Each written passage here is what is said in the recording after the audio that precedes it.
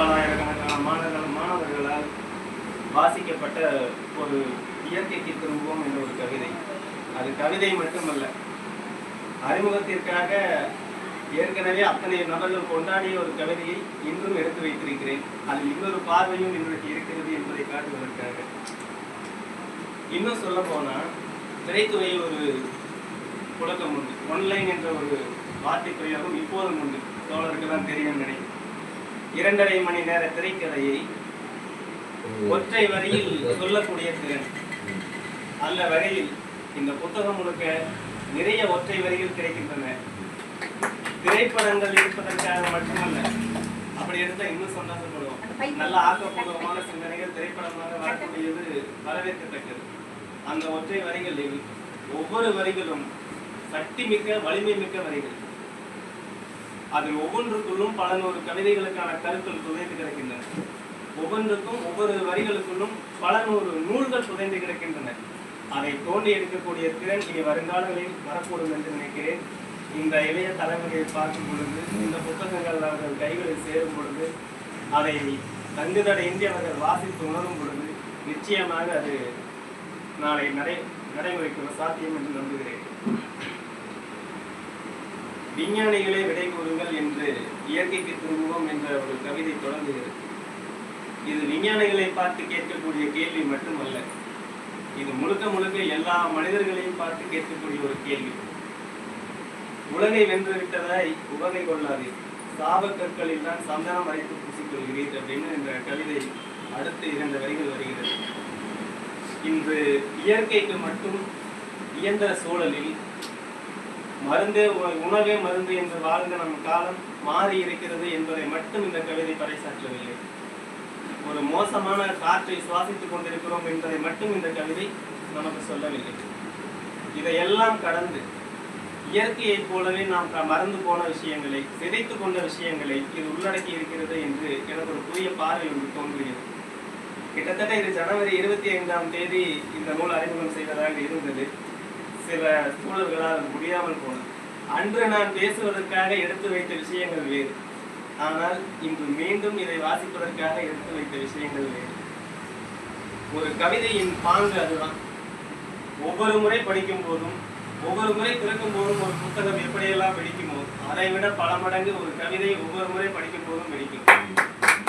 நிச்சயமா வெடிக்கும். ஏன்னு கேட்டா, புதிய புதிய சிந்தனைகளை ஊட்டி கொண்டிருப்பதுதான் இந்த கவிதைகளினுடைய நோக்கம். எல்லா படைப்புகளும் சிறப்பான படைப்புகள். நாவலாகட்டும், புதினங்களாகட்டும், சிறுகதைகளாகட்டும், எல்லாமே சிறப்பாக இருந்தாலும் ஒரு கவிதை ஒரு கருவை மட்டுமே சுமந்து வருகிறது என்று யாருமே சொல்லிவிட முடியாது. இலக்கு ஒன்றா இருக்கலாம், ஆனா சிந்தனைகள் பலவாறா இருக்கு. அந்த சிந்தனைகளை அற்புதமான முறையில் கொடுத்திருக்கிறது. இன்று இயற்கைக்கு திரும்புவோம் என்ற இந்த கவிதை வெறும் இயற்கைக்கு மட்டும் திரும்ப சொல்லவில்லை, நாம் சிதைத்து கொண்ட சுய ஒழுங்கு என்ற ஒரு விஷயத்திற்கு திரும்ப சொல்கிறது. ஏன்னா இன்னைக்கு அப்படித்தான் இருக்கு. தோழர் சொன்னது போல, தகுதி இல்லாத தலைவர்களை தேர்ந்தெடுக்கக்கூடிய இளைஞர்கள் அந்த அளவுக்கு சிதைத்து போயிருக்கிறார்கள் சுய ஒழுங்கு. அப்படி ஒரு மனோபாங்கு இன்னைக்கு வளர்ந்து விட்டது. அந்த இளைஞர்களை வழிநடத்த முடியாத பெற்றோர்களாக நாம் மாறி இருக்கிறோம். தவச்சு போய் கிடைக்கிறாங்க ஒவ்வொரு வீட்டிலையும் பெற்றோர்கள். சாபக்கற்களில் தான் சந்தனம் அரைத்து பூசிக்கொள்கிறேன். இந்த மாதிரி எனக்கு ரொம்ப ஆச்சரியமா இருந்துச்சு. ஒரு மனுஷன் காலையில வீட்டுல இருந்துச்சு வெளியில வந்தான்னா திரும்ப அவன் இலக்கு அடையிற வரைக்கும், அங்கிருந்து திரும்ப வீடு வர வரைக்கும் யாருடைய சாபத்தையும் வாங்காம வீட்டுக்கு வந்துடுவானா, அவனோட இலக்கு அடைச்சிருவானா? இல்ல நம்ம இங்கிருந்து போய் சேர வரைக்கும் நம்ம யாரையும் சபிக்காம போயிடுவோமா? இந்த கேள்வி எனக்கு வந்துகிட்டே இருக்கு. ஏன்னா நான் ஒவ்வொருடைய தெருவின் வீதிகளிலும் பயணிக்கிறேன். ஒவ்வொரு சாலைகளிலும் சாலைகளை ஒட்டி சுற்றுச்சுவர் இருக்கும். சுற்றுச்சுவரை ஒட்டி வாகனங்கள் நுழைய உலக வாசப்படி இருக்கும். வீதிகளின் மீது ஒரு சபிக்காம அந்த இடத்துல ஒரு 10 பேர் சேர்ந்துட்டா யார் சபிக்காம போக முடியும்? நேர்மையாக நடக்கக்கூடிய ஒருவனை நேர்மையற்ற முறையில் பயணிக்கக்கூடியவர்கள் சபித்து விட்டு செல்கிறார். இது நடந்து கொண்டிருக்கக்கூடிய உண்மைதான். ஒரு சின்ன நிகழ்வில் இப்படி இருக்கிறது என்று சொன்னால், அடுத்தடுத்து சுய ஒழுங்கு சிறந்து விட்டது என்று சொன்னேனே, அதுக்கடுத்த நகர்வில் இந்த சாபம் எந்த அளவுக்கு ஓங்கி இருக்கிறது. தன்னுடைய வீட்டினரையே விஷம் வைத்துக் கொள்ளக்கூடிய அளவு, சிந்திக்கக்கூடிய அளவு இந்த சிதைந்திருக்கிறது. இது இயற்கை. என்னதான் மனிதன் ஆதியிலிருந்து போராடும் குணத்தோடு வாழ்ந்திருந்தாலும், போராட்ட முறைகளோடு கடந்து வந்திருந்தாலும் கூட இயற்கையாகவே அவனுக்கு ஒரு பேரன்பு இருக்கிறது. அவனுக்குள் ஒரு கனிவு இருக்கிறது, அவனுக்குள் ஒரு கருணை இருக்கிறது, சக மனிதர்களை நேசிக்கக்கூடிய ஒரு உணர்வு, ஆத்மார்த்தமான பற்று, பிடிப்பு இருக்கிறது. இதையெல்லாம் ஒன்னா சேர்த்து வச்சுதான் சுய ஒழுங்கு அப்படிங்கிற ஒரு விஷயத்த மனுஷன் கட்டமைச்சான். இன்னைக்கு அது உடஞ்சு போயிருக்கு. இந்த இயற்கை கொஞ்சம் கொஞ்சமா சிதைச்சோம், கனிம வளங்களை கொஞ்சம் கொஞ்சமா அழிச்சோம். அதே மாதிரி இந்த சுய ஒழுங்கு, தனி மனித ஒழுக்கத்தை உடைச்சு எரிஞ்சுட்டோம். நீங்க முழுசா இருந்து இல்லைன்னு பார்த்தா இது வரைக்கும் சிதைவுகளுக்கு உட்பட்டு தான் இருந்துச்சு.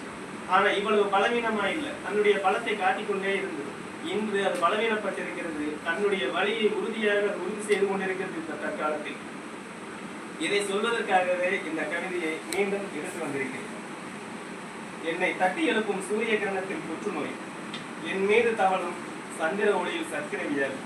ஒரு ராயல் செல்விதான் என்ன விதமான கற்பனை எனக்கு தெரியல. இங்கு சுவாச பைகள் சுமப்பது கரியமல வாயு வைத்தான், அமுதம் பொழிந்த ஆகாயத்தை அமிலம் சுரிய வைத்தீர். இது வெறும் வார்த்தை இல்லை, இப்ப சமீபத்துல ஈரான்ல நடந்த உண்மை. அங்க அமிலமலை பேஞ்சது அப்படின்னு எல்லா செய்திகளும் சொல்லுச்சு. மெயின் ஸ்ட்ரீம் மீடியா தவிர மற்ற எல்லா இணையதளத்துல இயங்கக்கூடிய எல்லா செய்திகளும் சொல்லுச்சு.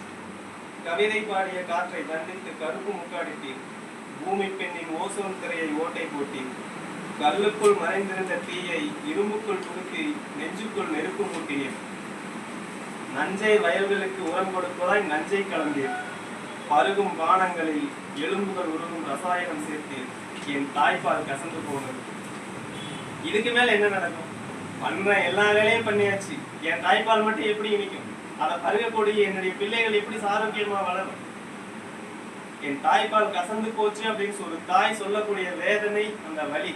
கிட்டத்தட்ட இந்த கவிதையை மட்டும் எத்தனை தடவை படிச்சிருப்பேன்னு தெரியாது, இந்த வரியை கணக்கு இல்லாம நான் படிச்சேன். ஏன்னு கேட்டா இது ஒரு தாய்மைக்கான வரி மட்டும் இல்லை, ஒவ்வொரு ஆணுக்குள்ளும் இருக்கக்கூடிய தாய்மை உணர்வை வெளிக்கொண்டு வரக்கூடிய ஒரு வரி இது. ஏன்னா இன்னைக்கு கட்டுப்படுத்த முடியாத அளவு ஒரு விஷயத்தை நாம் இயங்கிக் கொண்டிருக்கிறோம். எனக்கு ஒரு விஷயம் பிடிக்கல, பிளாஸ்டிக் பாட்டில தண்ணீர் குடிக்கிறது எனக்கு பிடிக்கல, ஆனா நான் குடிக்க வேண்டிய கட்டாயத்தில் இருக்கேன். நான் ஆரோக்கியமான உணவை சாப்பிடணும், ஆனா நான் தேடி எடுத்தால் இப்ப தேடி கிடைச்சா கூட அது முழுமையா எனக்கு கிடைக்க மாட்டேங்குது. அப்படிப்பட்ட இக்கட்டான ஒரு சூழ்நிலை இருக்கேன். எனக்கு இந்த விருப்பம் இல்லை, இந்த செயல் எனக்கு செய்ய வேண்டாம், இந்த பொருள் எனக்கு வேண்டாம், இது எனக்கு அவசியம் இல்லாதது நான் நினைக்கிறேன்.